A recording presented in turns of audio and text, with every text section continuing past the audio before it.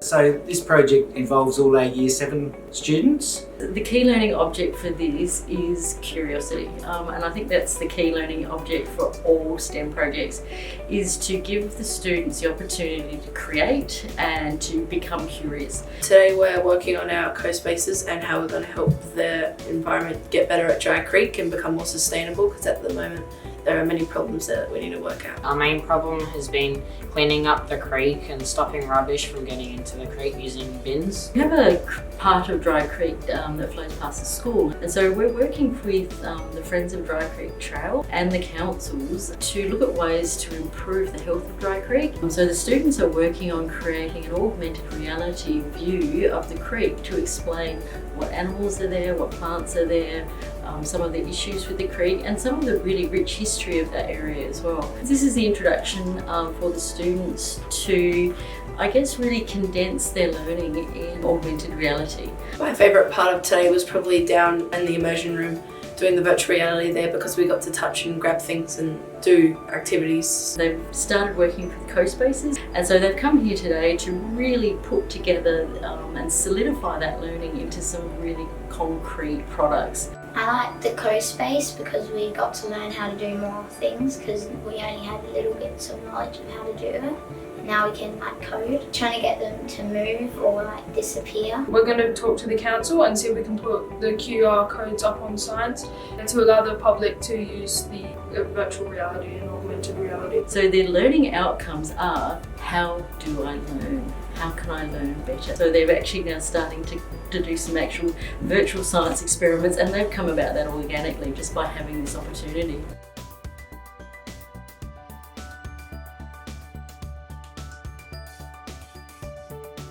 After the STEM innovation, we went back to school to continue on our project and use the skills that we learnt there. We took an area of Dry Creek, which is near the school, that is in really bad repair, and the boys had visits every week, all term, to explore the area, to investigate issues that they found. So between visits to the STEM Innovation Lab, the students back at school, we kept exploring the lake, trying to find some practical solutions to those problems and how we could input those into their co-spaces.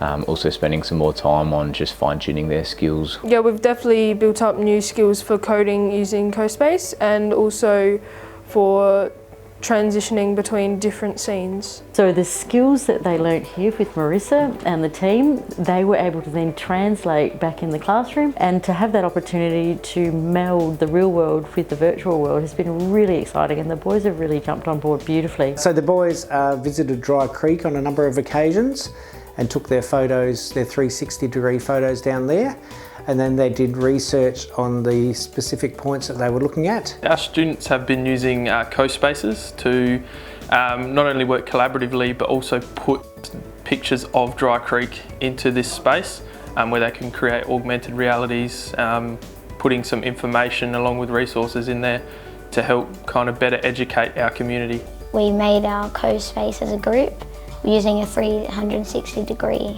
image that we took, and then we added little bubbles of problems or just things at Dry Creek, and then if you clicked on it, it would come up with information, and then you could click it again and it would go away. And we had to figure out a solution of how we're going to help the creek, because there's a lot of pollution in the water and in the air at Dry Creek due to litter and the cars that go around. After a couple of weeks, I've already started doing the K cleaner, which I made, which is a pollution solution idea where you pick up this little box and you take it to the nearest bin, take it back, and do it all over again. When we first started it, it seemed like a big challenge, but we got into it. There have been a few bumps and stuff, but we got over it, and at the end it's come out very good. The issues of pollution and sustainability to them are really real, and they've been able to capture that understanding and put it into a virtual world so that they can then share their understandings with other people. One of the biggest difficulties with STEM and with technology is actually teachers being able to have the time